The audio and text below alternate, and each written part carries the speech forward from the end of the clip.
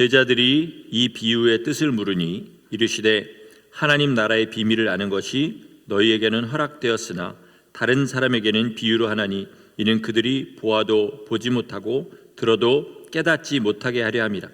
이 비유는 이러하니라.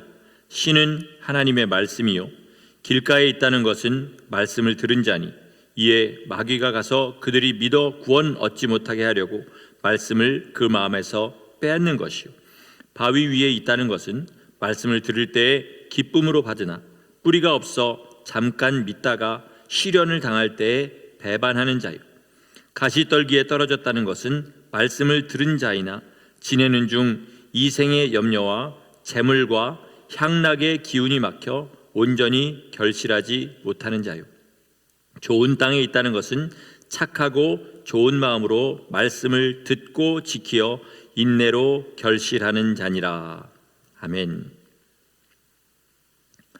우리 주님께서는 우리들의 열매에 관심을 가지고 계십니다. 주님만 그러신 것이 아니라 세상 사람들도 우리 믿는 사람에게서 열매를 보기를 원합니다. 믿지 않는 많은 사람들이 예수 믿는 사람 꼴 보기 싫다고, 그냥 예수 잘 믿는 모습이 꼴 보기 싫은 것이 아니라 정말로 예수 믿는다고 하면서 저렇게 가식적으로 내가 아는 그리스도가는 그런 게 아닌데 그거와 전혀 다르게 사는 그것이 보기 싫어서 예수님을 안 믿는 사람들도 얼마든지 있다는 것을 아셔야 됩니다. 우리는 반드시 열매를 맺어야 됩니다. 우리가 주님의 말씀을 지켜서 구원을 얻는 것이 아니라요, 진짜로 주님의 은혜로 구원받은 사람은 주님의 말씀을 지키려고 온 힘을 다합니다. 그러면서 자연스럽게 자기 삶이 변하는 것이 열매인 것이죠. 열매란 말이 워낙 많은 뜻을 가지고 있어서 한 문장으로 정의를 내리기가 참 어렵지만요, 그러나 무리해서 한 문장으로 만든다면 이겁니다. 예수 그리스도의 공로로 구원받은 사람이 하나님의 뜻대로 산 결과, 이게 바로 열매입니다. 주님 뜻대로 살았으면 분명히 그 삶에 어떤 모양을 얻은 결과가 있는데 그 결과가 바로 열매라는 것입니다. 오늘 본문에서는 주님께서 씨와 밭에 관한 말씀을 하십니다. 씨는 하나님의 말씀이라고 하셨어요. 그러니까 하나님의 말씀은 바꿀 수가 없는 거죠. 씨는 바뀔 수가 없기 때문에 뭐가 바뀌어야 된다? 밭이 바뀌어야 된다. 이 말씀을 주님께서 하고 계시는 겁니다. 주님께서는 그러면서 말씀의 씨가 떨어질 수 있는 4가지 종류의 그런 밭에 대해서 이야기하십니다. 너무 우리가 많이 들은 얘기고요, 아마 예수 믿은 지 1, 2년만 돼도 모르는 사람이 없는 그런 말씀이겠지만 처음 듣는 말씀처럼 들으셔야 되는 것은 이 밭이라는 게 한 번 정해지면 끝까지 그대로 가는 것이 아니라 계속해서 관리를 해줘야 좋은 땅으로 있을 수 있고, 나쁜 땅이라 할지라도 잘 그렇게 다듬어주고 갈아주면 좋은 땅이 될 수 있기 때문에 내가 어떤 땅인지, 지금 내 상태는 어떤지 말씀을 통해서 잘 분별하시고 하나님 앞에 간절히 구하셔서 우리의 마음의 밭을 항상 좋은 땅으로 그렇게 가지고 계시기를 예수 이름으로 축원합니다. 처음에는 길가를 얘기하셨어요. 길가와 같은 마음의 특징은 뭐냐면요, 한마디로 표현하면 무관심입니다. 무관심. 하나님이 살아계신지 관심이 없어요. 하나님의 말씀이 어떤지 관심이 없습니다. 우리나라 말에 참 성경적인 말이라고 생각해요. 씨알도 안 먹힌다는 표현이 있지 않습니까? 이게 바로 그런 뜻이에요. 뭐를 아무리 씨를 뿌려도 전혀 땅이 반응을 안 하는 상태, 영원한 것에 관심이 없는 상태입니다. 근데 여러분 잘 아실 것은요, 길가라는 것은, 요즘은 뭐 길을 이렇게 닦아놨지만 옛날에 길이라는 것은 원래 길이 아니에요. 그냥 똑같은 땅이었는데 사람들이 하도 많이 그 길을 다니다 보니까 어떻게 해요? 점점 더 그 자리가 다져지고, 그리고 거기에는 풀 한 폭이 안 나는 그런 땅이 돼버린, 거기가 바로 길가입니다. 전도서 3장 11절에는 뭐라고 하시냐면요, 하나님께서 사람에게 영원을 사모하는 마음을 주셨다, 이렇게 얘기합니다. 영원을 사모하는 마음이라는 것은 하나님을 알 수 있는 것을 그 본성 가운데 주셨다는 거예요. 그런데 세상에 태어나서 이 세상의 교육을 받죠. 그죠? 세상의 교육을 받습니다. 그리고 같은 사람들을 만나고, 요즘은 미디어라는 것이 있어서 그냥 사람들의 마음을 다 조종해 버립니다. 우리가 굉장히 똑똑하고 잘난 것 같지만요, 각자 미디어의 영향을 받고 그렇게 살아갑니다. 그래서 유유상종이라고, 그런 사람들끼리 사귀고 생각을 나누고 그렇게 세상을 살다 보면 어떻게 됩니까? 하나님이 있다고 믿는 것이 미련한 것처럼 그렇게 느껴집니다. 그렇죠? 그러니까 길가라는 것은 마귀가 조작해 놓은 세상에서, 마귀가 조작해 놓은 이런 모든 것들에 마음이 젖어가지고 하나님에 대해서 전혀 관심도 없는 상태, 그게 바로 길가인 것입니다. 그런데 믿는 우리도 좀 새로운 시각으로 이 길가가 무엇인지를 좀 봐야 될 필요가 있습니다. 우리 믿는 사람도 얼마든지 길가가 될 수 있습니다. 어떻게 해요? 믿음이 굳어져 버리면 그게 길가가 되는 것입니다. 다시 말해서, 나 정도 믿으면 구원받아 라고 생각하시는 분이 있으면 그 사람은 길가일 수 있다는 것입니다. 팔복에 보면 의에 줄이고 목마른 자는 복이 있나니 그들이 배부를 것이며, 이렇게 말씀하십니다. 우리는 흔히 생각하기를 의에 줄이고 목마른 것이 믿기 전의 상태인데, 그 고난 가운데서, 세상의 고통 가운데서 하나님을 간절히 바라는 마음이 생기면 그게 의에 줄이고 목마른 것이고, 예수님을 믿게 되면 그게 배부른 것이다, 이렇게 생각하기 쉬운데요, 그게 아닙니다. 팔복의 모든 말씀은 현재 진행형이에요. 심령이 가난한 자는, 처음에 가난했다가 그들이 천국을 소유하게 되면 그 다음엔 안 가난하냐? 아니고 계속해서 끝까지 주님 앞에 설 때까지 가난해야 되는 것처럼, 의에 줄이고 목마른 것도 계속돼야 되는 것입니다. 예수님을 믿은 다음에도 계속해서, 왜요? 주님은 무한하시기 때문에, 주님의 의와 사랑이 무한하시니까 계속해서 배고프고 계속해서 목말라야 됩니다. 그런데 신앙생활 하면서 나는 알 만큼 안다, 나는 은혜 받을 만큼 받았다, 나는 복 받을 만큼 받았다, 이렇게 생각하시는 분들을 많이 보게 돼요. 그 상태가 변하지 않고 계속되면 그 사람도 길가가 되어버리는 것입니다. 왜요? 더 이상 주님께서 말씀을 줘봐야 변화할 수 없는 사람이 되어버리니까. 여러분, 하나님의 말씀이 그냥 몇 마디 이렇게 깨닫고 나면 끝입니까? 아니죠. 하나님이 주시는 복이 그냥 사망에서 생명으로 옮겼으면 그 복이 끝입니까? 아니잖아요. 거기서 계속 자라서 그리스도의 신부가 되어서 그 보좌 앞에서 같이 영원히 다스릴 수 있는, 거기까지 주님께서 허락하셨지 않습니까? 그러면 구원받은 데서 만족하고 거기서 끝나야 됩니까? 아니면 주님께서 허락하신 최고의 복을 얻기 위해서 끝까지 달려가야 됩니까? 뭐가 진짜 신앙입니까? 그런데 이 소망을 잃어버린 사람, 그저 자기 가진 믿음에 안주하면서 세상을 즐기는 사람, 이 사람이 바로 길가와 같은 성도라는 것입니다. 믿는 사람이 길가와 같은 마음이 되면 어떻게 되냐면요, 성경을 읽어도 날마다 그 얘기가 그 얘기입니다. 그냥 의무적으로 읽을 뿐이지 거기에서 감동과 감화를 받지 못해요. 당연히 감사도 잃어버립니다. 설교를 들어도 오늘 목사님이 좀 화가 많이 났나 보다, 지난주에 누가 목사님을 건드렸나, 이렇게 생각하든지, 지난주에는 굉장히 기분이 좋았나 보다, 오늘은 참 말씀이 은혜롭네, 이렇게 생각하게 되는 거예요. 그러니까 뭐 은혜롭다고 생각하든지 목사가 화났다고 생각하든지 결국 들은 거에서 끝나지 아무런 변화도 없는 그런 상태가 되는 겁니다. 길가가 되면요, 최고로 잘해봐야 그 믿음 그대로 그냥 가는 겁니다. 그런데 이런 일은 거의 일어나지 않고요, 100이면 99, 1000이면 999는 다 믿음에서 후퇴합니다. 이렇게 돼서는 안 되겠습니다. 우리 중에 누구라도 말씀을 읽을 때나 설교를 들을 때나 예배를 드릴 때 더 이상 나를 변화시키는 감동을 받지 못한다, 그러면 내가 길가가 아닌가 의심해 보셔야 됩니다. 여러분, 마음에 분명하게 새겨두시기 바라요. 진짜 성도는 어떤 사람이냐? 예수님을 알면 알수록 더 목말라지고 더 배고파지고 더 은혜를 사모하는 사람이 진짜 성도인 줄 믿으시기 바랍니다.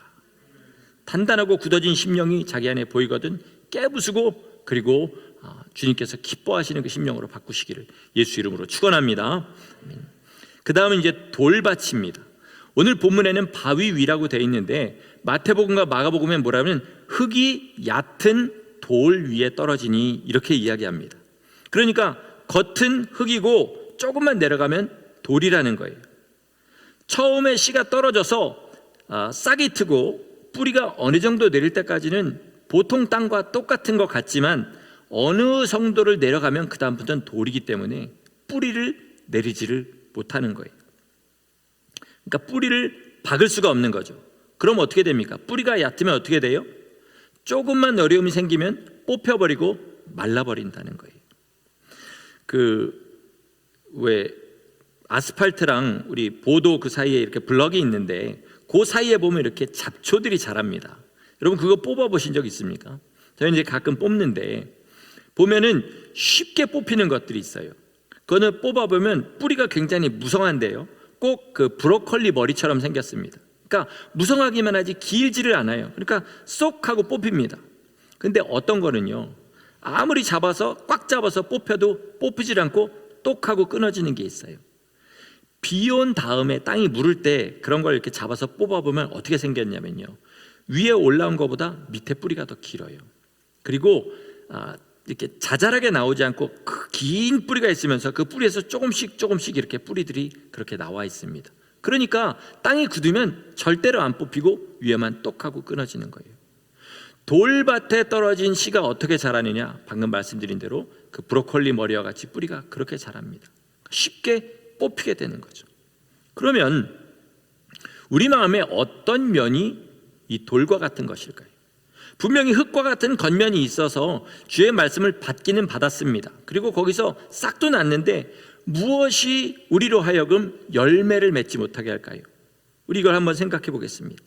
그건 뭐냐면 성경에서 아무리 하나님의 뜻은 이거다, 이것이 의고 이것이 죄라고 가르쳐줘도 자기가 사랑하는 것들, 자기가 그렇다고 하는 것을 절대로 바꾸지 않는 것, 이게 바로 돌입니다.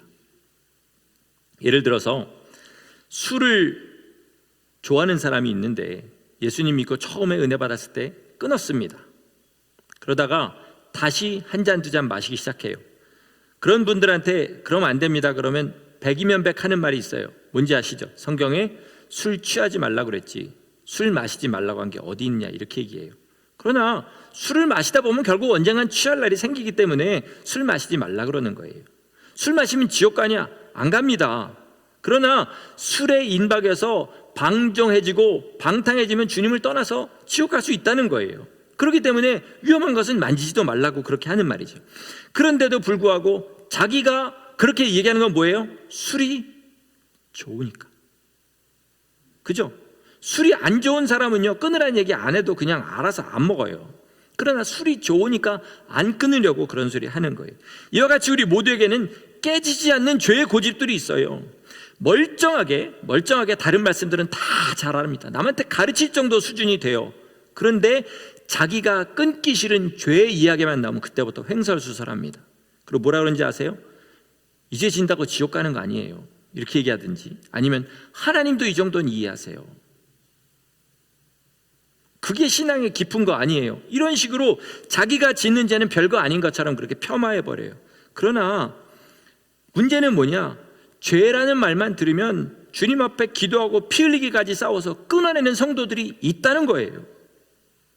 그런 분들이 있다는 겁니다. 하나님이 어떤 사람을 더 기뻐할지 뻔하지 않습니까?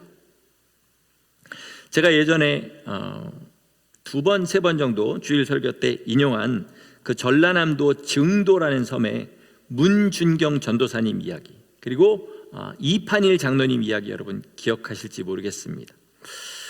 여순 반란 사건 때 그 증도라는 섬을 공산당들이 장악해서 이분들이 다 순교를 했는데 똑같은 시간에 섬 반대편에서 서로 다른 곳에서 순교를 했습니다. 이판일 장로님은 자기 나이 드신 어머니, 그리고 자기 아내, 동생 부부, 자녀들 해서 12명이 동시에 순교를 하게 됐습니다. 제가 오늘 하려는 얘기는 이판일 장로님의 순교에 관한 이야기가 아니라 그분이 어떻게 예수님을 믿었는지에 관한 얘기를 좀 해보려고 해요. 문진경 전도사님이란 분은 결혼을 했는데 남편이 이미 다른 여자랑 살림을 차리고 있었던 그런 사람이었어요. 그래서 첫날부터 소박을 맞아서 한 번도 남편과 같이 살아보지 못한 그런 불행한 삶을 살다가 예수님을 만나게 됐어요. 그리고 자기 삶을 바쳐서 그 증도라는 섬이 큰 섬 근처에 또 크고 작은 섬들이 있어서 한 8, 9개의 섬이 그렇게 있는데 사람들이 사는데 거기를 왔다 갔다 하면서 1년에 고무신을 8켤레, 9켤레가 다를 정도로 그렇게 다니면서 복음을 전하셨다 그래요. 이 이판일 장로님 댁에서 처음 예수님을 믿게 된 사람이 누구냐면 장로님의 노모, 어머니, 그리고 자식 중에 아들 하나 딸 하나가 먼저 예수님을 믿게 됐습니다. 근데 아버지가 이판일 장로라는 분이 굉장히 정직하고 바른 사람이었지만 유교적인 가부장적인 그런 사람이고 완고한 사람이라서 차마 예수님을 못 전하고 그렇게 있는데 어느 날 문주경 전도사님이 신방을 온 거죠. 전도하러 온 겁니다. 그리고 워낙 이분이 보기에도 강해 보이니까 쪽복음이라고 있지 않습니까? 마태복음 하나, 누가복음 하나 이렇게 된 책 중에 하나를 이렇게 주면서 선생님, 이 안에 하나님이 주신 복의 이야기가 있습니다. 그걸 복음이라고 하는데 한번 읽어보시고 믿고 예수님을 만나면 하나님이 주시는 복을 받게 돼요. 이거 한번 꼭 읽어보세요. 이 정도만 그렇게 얘기를 했어요. 근데 이분이 이렇게 대답하는 거예요. 말씀 잘 들었습니다. 그러면 제가 예수님을 믿으려면 어떻게 해야 되나요? 이렇게 물어보는 거예요. 그래서 전도사님이 이렇게 대답했어요. 먼저 예수님을 나의 구주로 영접한다는 진실한 고백을 하셔야 됩니다. 그러니까 알겠습니다. 그럼 저 이제부터 예수님을 나의 구주로 영접하고 주님만 따라 살겠습니다. 이렇게 고백을 하는 거예요. 참 전도가 이렇게만 되면 얼마나 좋겠습니까? 그 다음에 전사님이 예수 믿는 게 뭔지 쭉 가르쳐주기 시작합니다. 그리고 예수 믿는 삶의 규범들을 가르쳐 주는데요, 그 중에서 특별히 남자들에게는 뭐 얘기합니까? 술, 담배 멀리 하셔야 됩니다. 얘기를 하시는 거예요. 근데 이 이판일이란 사람이 당시 증도섬에서 술로는 이길 장사가 없는 엄청난 술꾼이었고요. 전도사님이 신방을 왔을 때도 곤방대에다 담배를 피면서 맞이하는 그런 골초였습니다. 근데 그 말을 듣자마자 곤방대를 꺾어버리고 담배를 다 모아서 술에 관련된 모든 것과 더불어서 아궁이에다 태워버립니다. 그리고 저 이제부터 이런 것들은 근처도 가지 않겠습니다. 그리고 정말 죽을 때까지 그렇게 사는 거예요. 그 다음에 모든 신앙생활도 똑같아요. 성경에서 그렇다고 하면 토달지 않고 술 취하지 말라 그랬지 먹지 말라는 얘기가 어디냐 이런 소리 안 하면서 모든 성경의 말씀에 아멘 그러고 순종하는 거예요. 문전도사님이 가르쳐주는 대로 100% 순종하는 겁니다. 1950년 당시에 전라남도의 섬이에요. 여러분, 섬이 얼마나 우상을 섬기는 그런 데인지 아시죠? 왜냐하면 날마다 배를 타고 나가서 낚시하고 이러는 데이기 때문에. 그런데 거기에서 제사를 드리면 안 된다고 하니까 그냥 그 얘기를 듣자마자 모든 제사에 관련된 것들을 다 태워서 없애버립니다. 그 후에 모든 신앙생활이 순교하기 전까지 초지일관이었어요. 이분이 순교하신 것도 똑같은 이유에서 순교를 하게 됩니다. 여순반란 사건 때 공산당이 모든 섬을 장악을 하고 뭘 금지시켰냐면 기독교인들의 모임을 금지시켰습니다. 예배를 금지시켰어요. 근데 이분이 순교하신 날이 10월 4일 수요일이었어요. 뭐 하는 날이죠? 수요 예배 드리는 날입니다. 이미 하나님께 한번 드린 시간이기 때문에 자기는 그것을 멈출 수 없다 그래서 온 가족을 모여놓고 예배를 드린 거예요. 12명의 가족이 모여서 예배를 드립니다. 장로님이 설교를 합니다. 예수 믿는 사람으로 가장 복되고 감사한 것은 예수님 때문에 죽는 것이다. 이렇게 설교를 해요. 그리고 그 다음에 무슨 찬송을 하냐면 환난과 핍박 중에도 성도는 신앙 지켰네. 이 찬양을 부르기 시작합니다. 채 마지막 절을 부르기도 전에 공산당들이 들이닥쳐요. 그리고 이들을 잡아다가 죽이려고 합니다. 산으로 끌고 가는데 장로님이 공산당들에게 사정합니다. 뭐라고 사정하냐면 우리는 어떻게 죽여도 좋으니까 나이 드신 우리 어머님만큼은 좀 편안하게 가실 수 있도록 해달라. 편안한 방법으로 죽여달라. 그렇게 간절히 그렇게 막 사정을 하는 거예요. 왜냐하면 당시에 공산당들은 총알 아낀다고 사람들을 다른 방법으로 잔인하게 죽였어요. 그랬더니 이 어머니가 정말 믿음의 가정입니다. 이 장로, 예수 믿는 사람인데 예수 믿는 사람답게 죽자. 주님 위해 죽는데 편하게 죽고 좀 더 고생스럽게 죽는 게 무슨 의미가 있나. 그 얘기를 듣고 공산당들이 화가 나가지고 이 어머니부터 잔인하게 죽이기 시작해서 온 가족이 다 죽임을 당했습니다. 그러니까 이 장로님은 예수님 처음 믿을 때부터 끝까지 겸손하게 주의 말씀이 그렇다면 그런 줄 알고 순종하고 주님 앞에 드린 것을 끝까지 드리면서 살다가 결국 그것 때문에 자기 목숨을 주님 앞에 드리는 영광스러운 죽음을 맞이하게 된 겁니다. 대부분 성도들은요, 성경이 분명한 어조로 이야기하고 있지만 시대가 그런 시대가 아니라는 둥, 별의별 소리 다 해가면서 주님의 말씀을 어디까지는 받아들이고 어디 이상은 나랑은 상관없는 것처럼 그렇게 하면서 절대로 그 이상은 변하지 않는 그런 포인트들이 있습니다. 그게 바로 돌인 겁니다. 그게 바로 돌인 거예요. 이런 신앙은 언제 쓰러질까요? 바람이 불면 쓰러집니다. 땅이 말라버리면 타 죽어버려요. 어떤 사람들은요, 은혜 받다가 막 좋아서 뛰다가 밖에 나갔더니 친구들이 야, 너 촌스럽게 예수 믿냐? 그리고 조롱하고 그런 좀 자기를 비웃었다고 해가지고 거기서 실망하고 예수님 떠나는 사람도 있고요. 어떤 자매는 예수님 잘 믿다가 부잣집에서 선이 들어왔어요. 근데 그 집은 예수님 안 믿고 우상성 있는 집입니다. 근데 너무 부자니까 그게 탐나서 거기 시집가서 거기서 제사 드리면서 거기서 드리는 모든 제사 준비하고 제사에 참여하면서 우상 숭배자로 삶을 마치는 그런 자매도 보았습니다. 신사참배 같은 그런 박해가 일어나지 않습니까? 우리 이때에도 분명히 그런 박해를 우리 맞이하게 될 텐데, 그렇게 되면 어떻게 될까요? 박해가 심해지는 만큼 뿌리가 얕은 순서대로 하나하나 다 뽑히기 시작합니다. 진짜 깊게 뿌리 박은 그 뿌리들만 끝까지 살아남게 되는 거예요. 아까 깊게 뿌리 내린 잡초를 뽑으면 어떻게 된다 그랬습니까? 위에만 똑하고 끊어진다 그랬어요. 우리가 정말로 하나님의 말씀에 깊이 뿌리를 내려서 정말로 단단한 식물이 되면요, 결국 아무리 뽑으려고 해도 위에만 뚝하고 뽑히게 되는데 그게 바로 순교인 것입니다. 예수님 위해서 죽게 되는 거예요. 성도 여러분, 말씀을 있는 그대로 순종하시기를 축원합니다.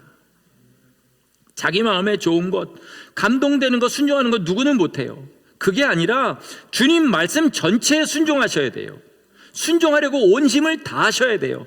그러다가 못하는 건 주님 앞에 울면서 나가면 주님께서 그걸 아름답게 받아주시고 얼마든지 우리를 다시 받아주시지만, 아예 순종할 마음 자체가 없는 것은 그건 주님 앞에 욕된 거라는 것입니다. 명백하게 말씀하신 것도 말 몇 마디로 넘어가려고 하지 마세요. 그리고 순종하려고 노력해야 뿌리가 깊이 박힙니다. 제 이야기가 아니라 오늘 주님께서 하신 말씀이니까 여러분 마음속에 잘 가지시고 주님의 말씀 들으시고 우리 삶의 작은 불순종부터 하나하나 제거해 나가시기를 예수 이름으로 축원합니다. 그 다음은 가시덤불입니다. 여기에 관한 말씀을 우리 주님이 훨씬 더 구체적으로 하셨어요. 첫째가 뭐냐면 돈 욕심이에요. 돈 욕심. 바울 사도도 살아가려면 돈이 필요해서 일했습니다. 그죠? 그러나 그런 사도들은, 그런 믿음의 사람들은 돈이 자기와 주님과의 관계를 조금이라도 흐트리는 것을 요만큼도 용납하지 않았습니다. 한마디로 돈을 사랑하지 않았어요. 그러나 이 시대의 모든 성도들이, 많은 성도들이 거의 다 이 문제에 걸려 있어요. 어떤 사람은 그저 조금의 돈만 걸려 있어도 얼마든지 주님께서 하시는 말씀들을 그때그때 바꿀 수 있는 그런 사람도 있고요, 돈이 얼만큼 커지냐에 따라서 얼마든지 하나님은 뒷전으로 밀릴 수 있는 그런 사람들이 많습니다. 돈에 매인 사람들끼리는 영어로 make sense입니다. 그죠? 그런 이유는 뭐 하나님도 이해하실 거예요. 하나님이 그런 거 이해하신단 말이에요. 성경에 어디 있습니까? 돈 많이 버는 게 축복입니까? 성경에 어디 그런 말이 있습니까? 내가 하는 일이 잘 되면 축복입니까? 성경에 어디 그런 말이 있습니까? 없어요.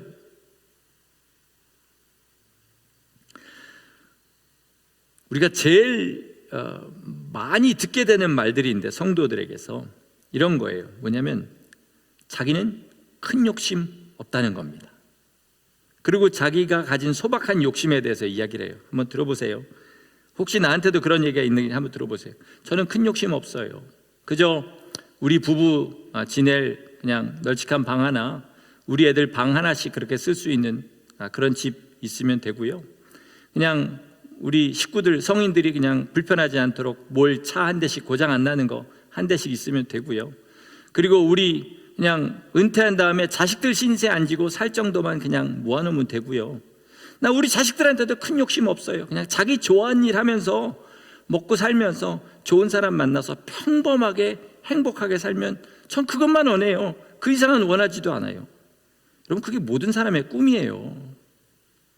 그게 모든 사람의 꿈이에요. 평범한 거 아닙니다. 그게 세상에 제일 큰 욕심이에요. 근데 사람들은 다 그 얘기하면서 뭐라 그러냐면 큰 욕심 없다고 그래요. 그게 큰 욕심입니다. 특별히 이 욕심이 안 이루어질까 봐 하나님을 의심하는 상태가 되면 그걸 뭐라 그러냐면 생활의 염려라고 하는 거예요. 세상 염려. 주님이 이것을 못 이루어 주실 것 같으면, 주님 말씀대로 살아서 이것이 위협받을 것 같으면 얼마든지 주의 말씀을 놓을 수 있는 상태, 이게 뭐냐면 가시덤불이라는 거예요. 우리 안에 가시덤불 있습니까? 없습니까? 많습니다. 제가 그냥 보는 걸로만 봐도 얼마든지 있어요. 그리고 또 하나가 향락입니다. 향락. 여러분, 향락이 뭘까요? 육체와 내 마음의 즐거움을 쫓아 사는 거, 그게 향락이에요. 뭐 술, 마약, 도박, 음란 이런 거는 말할 것도 없고요. 음악이나 미술 같은 그런 예술에 과도하게 집착하는 거, 이것도 향락이고요. 드라마, 영화 이런 거 없으면 못 사는 거, 이것도 다 향락입니다. 사치스러운 삶, 향락입니다. 더 자세히 들어가면 분명히 따지시는 분들이 있는데요, 따지는 사람한테는 아무리 설명해줘도 절대로 하나님이 직접 말씀해 주셔도 안 바꿉니다. 그렇기 때문에 더 깊이 따지고 들어가진 않겠습니다. 어떤 사람은요, 이런 것에 잠깐만 손을 대도 크게 찔림을 받고 주님 앞에 울면서 나가는가 하면요, 어떤 사람은 그 안에서 수용을 하면서 헤엄치면서 그렇게 살아도 마음에 찔림조차 안 받는 사람도 있습니다. 재물의 유혹, 생활의 염려, 향락에 빠진 사람은 절대로 열매 못 맺습니다. 이게 주님의 말씀이에요. 그러면 주님께서 왜 굳이 이런 것들을 가시덤불이라고 하시는 줄 한번 생각해 보겠습니다. 여러분, 도구가 없을 때 가시덤불을 걷어내려면 어떻게 해야 됩니까? 손에 피를 흘려야 돼요. 손에 피를 흘려야 됩니다. 너희가 죄와 싸우되 아직 피 흘리기까지는 싸우지 아니하였으니, 주님 말씀하신 것이 바로 이거예요. 돈 욕심, 우리의 삶에 굳어져 버렸어요. 그 다음에 생활의 염려, 향락 이런 거 굳어져 버린 거 제거하려면요, 피 흘리는 싸움이 있어야 된다는 겁니다. 그런데 괴로울 거 아닙니까, 여러분? 당장 내 삶에서 즐거워하는 거 하나만 끊어내려고 해도 마음에 괴로움이 있어요. 그 괴로움을 갖기가 싫어서, 그와 싸우기가 싫어서 끝까지 가지고 가는 거예요. 그게 뭐냐면 가시덤불입니다. 여러분, 피 흘리기까지 죄와 싸워서 이 가시덤불을 반드시 제거하시기를 예수 이름으로 축원합니다. 이제 좋은 땅 이야기를 하겠습니다. 이 좋은 땅에 대한 말씀은 마태, 마가, 누가복음의 이야기가 조금씩 다릅니다. 마태복음은 말씀을 듣고 깨닫는 자다 이렇게 얘기하고요, 마가복음은 말씀을 듣고 받아들이는 자다 이렇게 얘기하고, 누가복음은 오늘 읽으신 대로 착하고 좋은 마음으로 말씀을 듣고 지키어 인내하여 결실한 자다 이렇게 이야기합니다. 자, 이거를 종합해서 이야기를 해보면요, 특별한 특징이 있는 땅이 좋은 땅이 아니라 길가의 것들을 제거하고 돌밭을 제거하고 그리고 가시덤불을 제거한 평범한 땅들이 다 좋은 땅이라는 겁니다. 좋은 땅은 타고나는 게 아니라 관리하는 거라는 거예요. 여러분, 이 중에서 여러분 생각하기에 저 사람은 가시덤불이야, 저 사람은 돌밭이야, 나는 길가야, 아니면 좋은 땅이야 이렇게 생각하면 좋은 땅은 끝까지 내버려두면 좋은 땅으로 그렇게 끝날 것 같습니까? 아니요. 여러분 농사 접으신 분들은 알겠지만, 전 농사는 안 접었지만 농사 짓는 분들한테 들어보니까 땅을 항상 관리해 줘야 돼요. 거기에 잡초 생기지 않도록 해주고 갈아줘야 되고, 돌 있으면 파내줘야 되고, 거기에 딴 것들이 생기면 그것들을 다 걷어내주는 일을 계속해야 됩니다. 내가 지금 가시덤불입니까? 피 흘려가면서 가시덤불 제거하면 못 되는 거예요. 좋은 땅 되는 겁니다. 그 땅에 주님의 말씀의 씨앗이 뿌려지면 어떻게 돼요? 자연스럽게 좋은 씨가 뿌려졌기 때문에 좋은 열매를 맺게 된다는 것입니다. 여기 계신 분 중에 한때는 좋은 땅 소리 들었던 분들 많이 있었을 겁니다. 그러면 그때 좋은 땅이면 지금도 좋은 땅입니까? 그거는 그동안 어떻게 살아왔냐에 달려 있습니다. 우철민 선교사라는 분이 있어요. 제가 지난주에 다비다의 집 노숙자들 이렇게 데려다가 씻기고 먹이고 수술시켜주고 예수님 믿게 하는 그런 다비다의 집, 그 다비다의 집에서 사역하시는 선교사님이에요. 박 목사님 제자들 사이에서도요, 이 우철민 선교사를 성자라고 부른답니다. 다들 거기에는 이견이 없대요. 근데 이분이 원래부터 성자이냐? 아니고요, 온몸에 다 문신한 그런 불량배로 교도소를 왔다 갔다 하는 그런 사람이었다고 합니다. 어느 날 박 목사님이 자고 있는데 누가 박 목사님 그 집 문을 쾅쾅쾅쾅 두드리더래요. 그래서 나가봤더니 온몸에 문신을 한 사람이 겨울에 그냥 벗어 제끼고 자기 문신을 보여주면서 술에 취해가지고 박 목사님한테 그러더래요. 나 지금 교도소에서 나왔습니다. 목사님이 돈 달라는 겁니까? 그랬더니 아니요. 뭡니까? 나 같은 놈도 됩니까? 이러더래요. 나 같은 놈도 됩니까? 나 같은 놈도 예수 믿으면 사람 됩니까? 이렇게 물어보더래요. 그래서 얼마나 기뻤습니까? 그냥 호박이 덩굴째 들러들은 거죠. 그래서 박 목사님이 그게 내 전문입니다. 나랑 같이 계속 주님 떠나지 말고 있읍시다. 그러면 내가 당신을 주님의 믿음의 용사 만들어 주겠습니다. 그렇게 해서 시작돼서 어디까지 갔느냐? 지금 거기까지 온 거예요. 근데 이분이 은혜를 받기 시작하면서 어느 날 이렇게 목사님 앞에 왔는데 보니까 여기에 이렇게 붕대를 칭칭 감고 있더래요. 그래서 그게 뭐냐? 그랬더니 도망을 가더랍니다. 잡아와라. 잡아와가지고 너 그거 뭐냐? 그랬더니 자기가 하나님 앞에 이 문신이 너무 부끄러워가지고 이거를 좀 없애보려고 다리미를 가지고 다렸답니다. 여러분 끔찍하죠? 진짜 끔찍하죠? 근데 여러분 한번 생각해 보세요.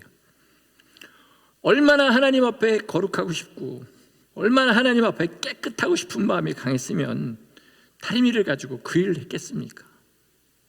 여러분 이 마음이 있어야 마음밭을 관리할 수 있는 겁니다.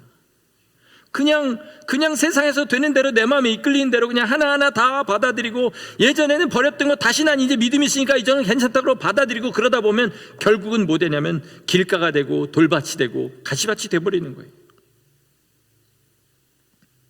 여러분 하나님 앞에 좋은 땅으로 남아있기를 소원하시기를 바랍니다. 이게 진짜 소원이 돼서 하나님 나 주님이 말씀 뿌려주시면 그 말씀대로 열매 맺는 사람 되기를 소원합니다. 이렇게 주님 앞에 나가시고 그리고 내 마음을 항상 주님 앞에 관리하셔서 주님이 내 심령에 어떤 말씀의 씨앗을 뿌리셔도 주님이 뿌리신 그 씨앗의 열매를 맺는, 사과 열매를 뿌리시면 사과 열매를 맺고 배 열매를 뿌리시면 배 열매를 맺는, 그래서 주님 앞에 풍성한 열매 가지고 주님 앞에 나가실 수 있는 그런 주님의 복된 성도들, 좋은 땅으로 그렇게 주님 앞에 나가시기를 예수 그리스도 이름으로 간절히 축원합니다. 아멘. 기도하시겠습니다. 하나님, 똑같은 주의 말씀인데 어떤 사람은 그 말씀을 가지고 예수 그리스도의 장성한 분량까지 믿음이 자라는 사람도 있고, 어떤 사람은 그 말씀을 가지고 이제는 죄를 짓는 이유로 그렇게 사용하는 사람도 그렇게 있습니다. 우리는 어느 쪽에 설 것인지 하나님 날마다 우리의 마음을 정하게 하시고 주의 말씀이 떨어지면 있는 그대로 열매 맺는 좋은 땅 되기를 힘쓰게 하여 주시옵소서. 길가를 부숴버리고 돌을 빼내어버리고 가시덤불을 피 흘리며 제거해버리며 하나님 항상 주께서 무슨 말씀을 하시든지 순종하여 열매 맺을 수 있는 주의 복된 성도들 다 되게 하여 주시옵소서. 씨를 뿌리시는 예수 그리스도 이름으로 감사하며 기도드렸습니다. 아멘.